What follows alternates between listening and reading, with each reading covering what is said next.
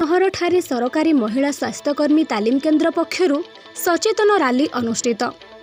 गजपति जिला पारलाखेमुडी स्थित राज्य नहरठारे आज शनिवार दिन सरकारी महिला स्वास्थ्यकर्मी तालीम केन्द्र पक्षरु बाल्य विवाह को नहीं सचेतन कार्यक्रम अनुष्ठित हो जाइछि।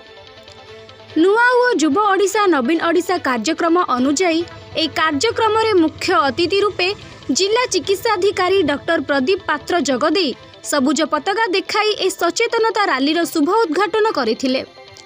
एही अवसर रे अनुष्ठान विद्यार्थी माने जगदे नगर परिक्रमा पूर्वक बाल्य विवाह कन्या भ्रूण हत्या भली विभिन्न विषय को नहीं सचेतन करथिले। एही परिप्रेक्षी रे अनुष्ठान अध्यक्षा श्रीमती मधुमयी माझी, श्रीमती सुफला बेहेरा, तृप्तिमयी नंद, श्रीमती संगीता महापात्र, प्रोग्राम मैनेजमेंट ममता पाढ़ी, श्री नेत्रानंद सतपति, श्री जगदीश पट्टनायक ए कार्यक्रम परिचालना करिथिया बेले अन्य अधिकारी एवं कर्मचारी माने यार परिचालना करिथिले।